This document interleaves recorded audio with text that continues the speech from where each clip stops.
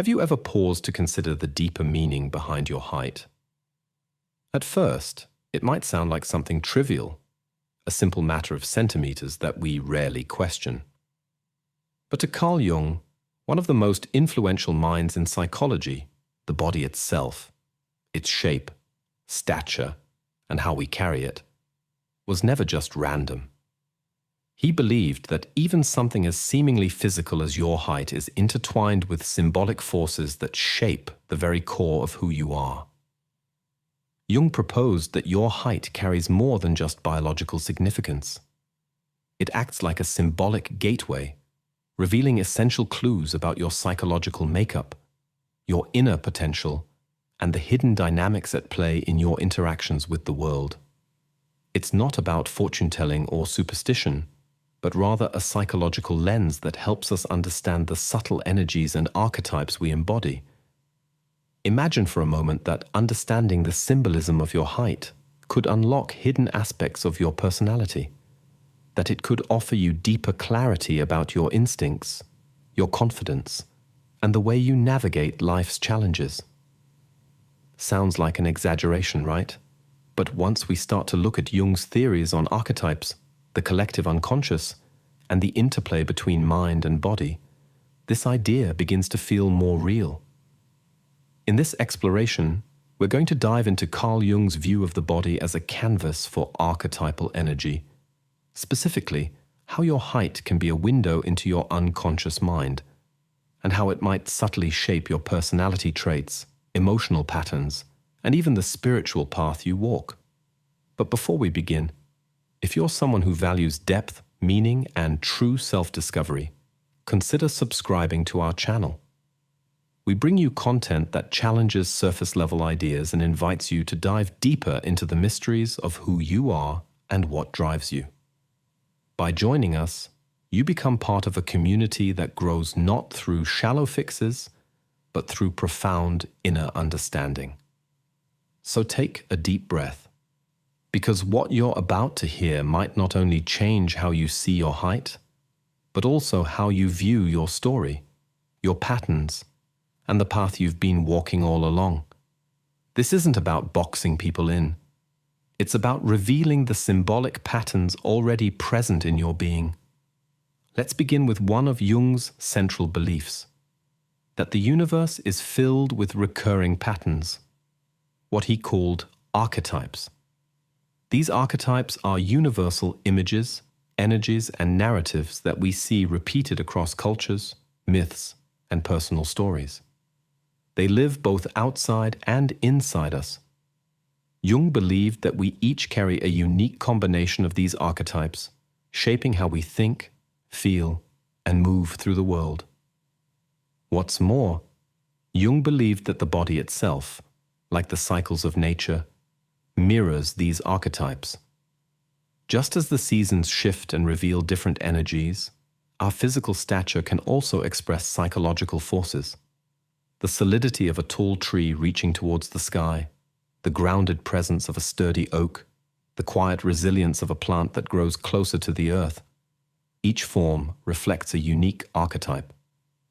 For Jung, your height isn't merely a measurement in centimeters or inches. It's a symbolic imprint. It's how you entered the physical world and how you stand within it, revealing something deeper about your psychological makeup. The way you rise above others or stay closer to the ground, the way you navigate space, these elements shape the emotional and symbolic atmosphere you inhabit. Think about someone whose height is above average. They often carry an energy of expansiveness and visibility. There's a natural tendency to be noticed, to take up space, to command a certain presence in a room. Jung would suggest that such a person may resonate with archetypes of leadership, ambition, and protection. But this also brings a heightened awareness of how they're seen, sometimes feeling the weight of expectations or the need to live up to that stature. Now compare that to someone who is shorter than average. Their relationship with the world often feels more rooted, more inward. Jung would see this as connecting with archetypes of adaptability, quiet strength, and nuanced perception. They may be more attuned to subtle shifts around them, like the difference between the stillness of winter and the gentle movement of spring. These individuals often develop a deep inner resilience and a capacity to influence from a place of calm observation. What Jung found fascinating is that the body is not neutral. It carries a certain rhythm, a mood, and a silent story. And your height, whether towering or humble, acts as a backdrop to this story, subtly shaping your thoughts, your behaviors, and your emotional responses. It doesn't determine your destiny, but it provides a symbolic framework, a personal myth, if you will, that you can use to understand yourself more fully. This symbolic map doesn't tell you what you must do. Rather, it reveals the energies you're likely to encounter within yourself, both the strengths you can rely on and the shadows you're meant to confront. For Jung, self-knowledge is the key to freedom. And part of that self-knowledge comes from understanding the archetypal forces that shape not only your mind, but your body as well. The fascinating part of this idea is that it takes something we often overlook, like our height, and turns it into a powerful tool for introspection. Suddenly, the way you stand in the world isn't just a matter of genetics or chance. It's a doorway, a way to connect with the deeper rhythms of nature, psychology, and the soul. So now we arrive at the real question. What does your height reveal about your soul's journey? Your height, according to Jung's symbolic thinking, can reflect a particular archetype, a timeless inner pattern that lives within all of us but becomes more pronounced in some than in others. Understanding these patterns can explain why you gravitate towards certain roles, why some challenges seem to repeat in your life, and where your natural wisdom lies. By the way, if you're curious about exploring these deeper psychological patterns in yourself, consider checking out the SIM Method ebook. It's a short but powerful guide to integrating your shadow and finding inner clarity, just 5 minutes a day. You can find the link in the first pinned comment below. In the sections ahead, we'll explore how height, whether tall, average, or short, can reveal the interplay of archetypes in your life. We'll begin by looking at the archetypal energies associated with different statures and how these might resonate within you. But keep in mind, this isn't about fitting into a mold. The archetypes Jung described are not boxes. They're mirrors. They don't limit you. They help you recognize what's already inside you, waiting to be named. So if you're ready to discover how your height might be quietly influencing your choices, your emotions, and your personal growth, then continue with us on this journey. In the next part, we'll begin exploring how the symbolic energies of height manifest and how they can offer you a deeper understanding of your own path, no matter how tall or grounded you stand. What you find might not only surprise you, but reconnect you to a part of yourself you've long forgotten, the archetype of the guardian. For those who walk through the world with a commanding height, there is an unmistakable presence, one that can shift the energy of an entire room the moment they enter. Jung believed that our physical form is never just about biology. It's a symbol, and height, particularly when it reaches above the norm, has long been tied to archetypes of guardianship, vision, and silent strength. The guardian archetype carries with it the quiet confidence of ancient trees, firmly rooted, yet reaching beyond the ordinary. These are individuals who seem to see further than most, their vantage point offering a perspective that is both literal and symbolic. When they speak, people listen. When they move, others instinctively adjust around them. It's not just a question of centimeters or inches. It's a matter of psychological gravity. People who embody this archetype often find themselves naturally in roles of leadership or protection, even if they never intended to claim such positions. Friends, family, even strangers will sometimes look to them for reassurance, as if their height alone could shelter and comfort. There is a stabilizing force in their presence, a sense of calm authority that can anchor those around them in moments of uncertainty. Yet this gift comes with its own quiet burdens. The guardian may feel the weight of others' expectations pressing down on their shoulders. They may wrestle with the sense that they must always be the strong one, the one who holds it all together. In this way, their physical height can become a metaphor for emotional load, leading them to carry more than is truly theirs to bear. Jung understood that every archetype has a shadow, and for the guardian, that shadow is the risk of becoming overly serious or disconnected from the playful spontaneity of life. There can be a sense of distance, even isolation, in always being the tallest. They may find themselves feeling watched rather than seen, admired for their stature, but not always for their soul. The path for the guardian is to embrace both their grounding presence and the joy that can come from letting that burden slip away, if only for a while.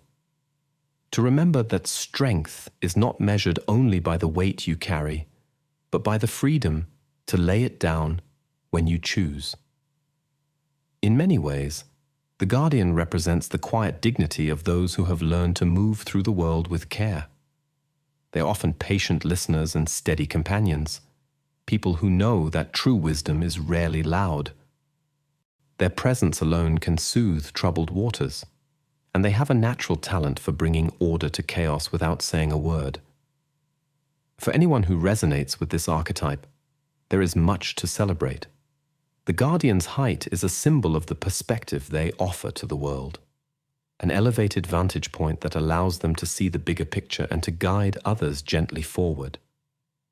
And when they remember that they, too, are allowed to rest, to laugh, and to let go of the need to always be the pillar, they unlock the full spectrum of their humanity. Height, in this sense, is a gateway, a doorway into the archetype of the guardian. It's not a destiny written in stone, but a pattern that can illuminate your own tendencies and the silent roles you play in the lives of those around you. In Jung's view, the real journey is to embrace that pattern fully, honoring the wisdom it offers while staying open to the joy and lightness that makes life whole. The archetype of the messenger.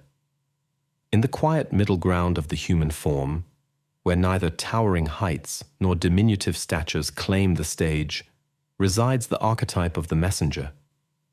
These individuals are neither immediately commanding nor instantly inconspicuous. They exist in the subtle balance of presence, able to blend in, yet able to stand out when the moment calls.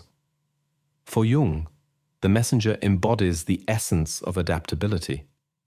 They are the bridge between extremes, the mediators of energy and emotion in every room they enter. Their height symbolizes a kind of flexibility in life, a natural inclination to harmonize, to find common ground, and to help others find it too. People who resonate with this archetype often have an uncanny ability to navigate social spaces. They can speak to many kinds of people, and they know when to listen. Because they are neither the tallest nor the shortest. They aren't burdened with expectations of grandeur, nor do they carry the weight of invisibility. They are free to move lightly through the world, gathering insights and sharing them in ways that others find both comforting and inspiring. This archetype carries the spark of curiosity, the subtle power of those who notice what lies between the lines. They are sensitive to nuance, to the moods that shift like a breeze, and they have a natural intuition for reading the unspoken stories in others. Because they don't stand out physically, they often cultivate the strength of voice and the depth of mind.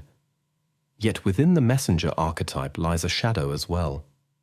The very adaptability that makes them so fluid can also become a challenge.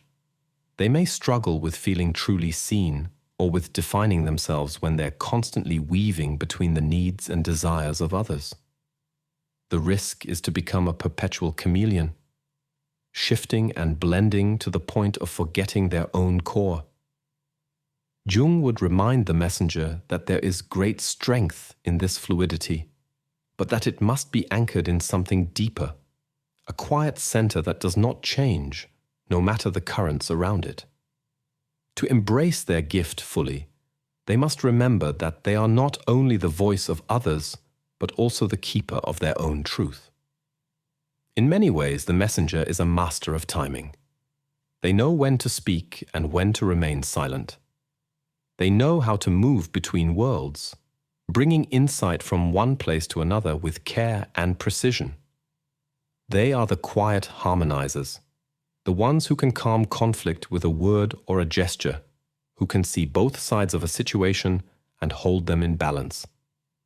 The gift of the messenger is this: to be the bridge that unites, not just in words, but in spirit. Their height may not shout for attention, but their presence can open doors of understanding and healing. In Jung's symbolic map, the messenger stands as a reminder that sometimes the most powerful voices are those that echo softly, but clearly, through the hearts of those who are ready to hear. For those who find themselves in this archetype, the journey is to honor that gift of connection, while never losing sight of the solid ground of their own soul. To trust that they too deserve to be heard, not just as the interpreter of others' needs, but as the speaker of their own. Height, for the messenger, becomes a quiet power, a measure not of how high they stand, but of how far their words can reach. And in this reach, they find their true stature, not in the eyes of the world, but in the authenticity of their own story. The archetype of the silent guardian. For those who move through life closer to the ground, there is a quiet, unassuming strength that often goes unnoticed by the world, but not by the soul. Jung taught that height, like all physical traits, is more than a measurement. It's a living symbol, a way the body expresses deeper psychological truths. The silent guardian embodies the archetype of resilience and subtlety. Their presence may not dominate a space, but it has a way of slipping into the cracks of every conversation, every atmosphere, and weaving something essential. These individuals are often highly attuned to the undercurrents of life. They feel what others miss. They notice the small shifts that ripple outwards, like pebbles dropped in water. Because they don't tower above the rest, the silent guardian learns early on that power does not always come from visibility. Instead, they develop a profound inner strength, a quiet fortitude that holds its ground even in the face of overwhelming circumstances. There is a kind of emotional gravity in them, a capacity to listen deeply and to offer comfort that comes from understanding what it means to stand in the shadows. This archetype is the keeper of subtle truths. The silent guardian doesn't need to shout to be heard. Their insights are not offered to dazzle, but to heal and to guide. In times of chaos, they become the calm eye of the storm, the one who can hold the space for others to find their center again.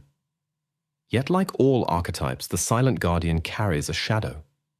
They may struggle with feeling overlooked, as if their smaller stature somehow renders them invisible. They can become trapped in self-doubt, wondering if their voice matters in a world that often rewards those who stand tallest. For the silent guardian, the path is to remember that their stature is not a limitation. It's a sanctuary. The roots of a tree are not visible, but they are what allow it to stand. Likewise, the silent guardian's strength lies in the depths they explore, the steady calm they bring, and the quiet power that cannot be measured by external standards. Jung would say that the greatest gift of this archetype is the ability to see beneath the surface. They understand that true power does not need to be loud. It needs to be real. And in their patient listening, in the way they hold a space for others, they embody an ancient wisdom that cannot be taught, only lived. The silent guardian walks a path that is uniquely their own. They remind us that not all heroes are forged in the spotlight. Some are born in the hush of quiet rooms, in the gentle nods and the careful words that stitch a community together. Their height, far from diminishing their worth, becomes the symbol of how deeply they can see into the soul of the world around them. For anyone who sees themselves in this archetype, there is a quiet celebration to be found. The knowledge that true strength is often invisible, and that what seems small to the eye can hold the entire weight of the world in its heart. The archetype of the Equilibrator. In the space where height blends into the backdrop of the crowd, where the body neither dominates nor fades, lives the archetype of the Equilibrator. Neither towering above nor rooted in the shadows, these individuals occupy a place of quiet harmony, embodying the archetype of balance itself. For Jung, the Equilibrator's height speaks of an innate ability to find the center in any situation. They are the mediators, the peacemakers, the ones who can stand between opposing forces and weave them into something whole. Their stature mirrors the middle path, neither seeking to rise above nor to sink below, but to move fluidly with the currents of life. The Equilibrator's presence is not about drawing attention to themselves. Instead, it's about creating a space in which others can feel seen and heard. They are the friend who listens without judgment, the colleague who calms the storm with a well-timed word, the partner who knows how to hold both strength and softness in the same hand. This archetype has an intuitive understanding of the invisible threads that connect people, because they are not forced into roles of leadership by their height, nor overlooked by it. They learn to lead in a different way, through empathy and quiet influence. They have a gift for noticing the rhythms of a conversation, the subtle shifts in tone and mood, and for bringing people together in a way that feels effortless. Yet the Equilibrator, like all archetypes, must also be mindful of their shadow. The very gift of balance can sometimes become a burden. They may feel pressure to keep the peace even when it costs them their own truth. They may find themselves torn between the needs of others and their own inner voice, always striving to hold everything together. For the Equilibrator, the journey is to honor both the grace of their role and the authenticity of their soul. To recognize that balance does not mean self-erasure. It means finding the still point within, the calm eye of the storm that belongs to them alone. Jung would remind the Equilibrator that this archetype is a sacred role. In a world of extremes, the one who can walk the middle path holds a wisdom that is desperately needed. Their height may not announce itself, but their presence offers a sanctuary for those around them, a place where differences can be reconciled and new beginnings can quietly take root. The Equilibrator is a reminder that true harmony is not about sameness. It's about wholeness. It's about weaving together the light and the dark, the loud and the soft, into something greater than either could be alone. For those who recognize themselves in this archetype, there is a quiet power in knowing that they are the bridge that others can trust to hold firm, even when the world around them wavers. Their height, perfectly poised between sky and earth, becomes a living symbol of the soul's search for unity. As we close this exploration of the 4 archetypes of height, we're reminded of something Carl Jung understood deeply, that the body is not merely a vessel, it is a living symbol of the soul's journey. Whether you walk through the world with the towering presence of the guardian, the quiet adaptability of the silent guardian, the fluid voice of the messenger, or the poised balance of the Equilibrator, your height carries a silent story. It reflects how you stand in life, how you perceive the world, and how you let the world see you. But these archetypes are not cages. They're not meant to limit you or to define you in rigid ways. Instead, they're mirrors, ways of seeing the patterns that have always lived within you, patterns that may have been waiting for a name, a shape, a way to be honored. In a world obsessed with appearances, it's easy to forget that true stature isn't measured in inches or centimeters. It's measured in the authenticity with which you show up, in the depth of your listening, in the quiet strength of your presence, in the small acts of courage that go unnoticed but change everything. Jung would say that the body, like the psyche, finds its harmony not in extremes, but in integration. The tallest among us must remember the softness that grounds them. The smallest must honor the power that lives within. The ones who blend must claim their voice, and those who bridge must also find their center. Ultimately, your height is just one thread in the vast tapestry of who you are. It is a doorway, not a destination. A symbolic invitation to see yourself more clearly and to remember that everything you need to stand tall, no matter your stature, has been inside you all along. So as you walk forward from here, let your posture be more than physical. Let it be a testament to the journey you're on, a quiet promise to honor the archetype that feels most like home, and to let it guide you deeper into the mystery of who you're becoming.